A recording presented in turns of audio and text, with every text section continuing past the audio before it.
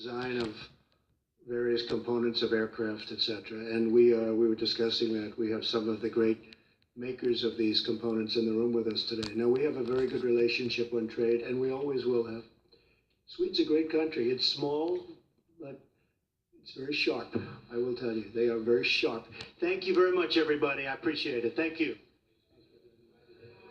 Been watching a joint appearance by President Trump and the Prime Minister of Sweden after their talks mainly about issues of trade, but the president making a little bit of news on a number of topics, including the issue of Russian interference in the U.S. election. Asked by a Swedish reporter, he said Russia had no impact on the election, and he dismissed that there was anything to fear about the 2018 and 2020 election, suggesting that there are suggestions being looked at, but not taking on what we saw in the recent indictments of the Mueller Special Counsel's Office, the indictments of Russians accused of directly trying to affect and influence American public opinion. I want to bring in Chuck Todd right now. Chuck, the president just couldn't bring himself to single out Russia there. He added Russia and any number of others. Not only that, but he didn't even talk about the issue that is of real concern of Western democracies. This is the fact that the Russian interference campaign is not about switching votes. It's about sowing discord in Western democracies. It's about undermining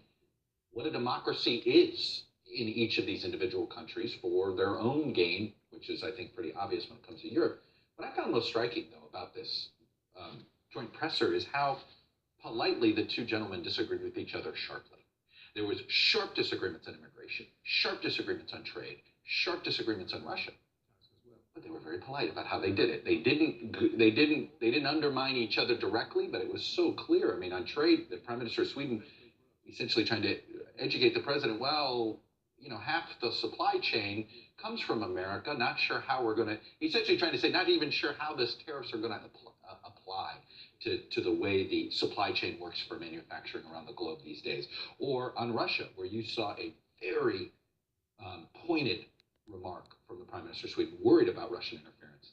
And then President Trump, less worried. Another thing we noted here, and also in a photo opportunity earlier, was the president being very careful in his words about North Korea. There was no Rocket Man attack when he was asked about this apparent overture from North Korea that it is willing to sit down with the U.S. and discuss the denuclearization of North Korea. I want to bring in our chief foreign correspondent, Richard Engel, who has spent a lot of time recently on the Korean Peninsula. Richard, what do you suspect? What has been the stumbling block in the past? What does North Korea really want? Well, it's hard to know what North Korea really wants, but what is happening right now seems to be a diplomatic breakthrough. Whether it's real or not, time will tell. But what we just heard from President Trump was that he believes this North Korean overture is sincere. And then he went on to say it's sincere because of the sanctions that his administration has tightened and because of Chinese efforts, which he said have also been encouraged by his own administration. But he said, most importantly, he thinks this initiative is sincere. The North Koreans are going to hear that. Kim Jong-un is going to hear that. The South Koreans are going to hear that, and that will give them encouragement to move forward. Let's just look what happened. The Olympics have come. The Olympics have gone. The Olympics opened a diplomatic window. There was this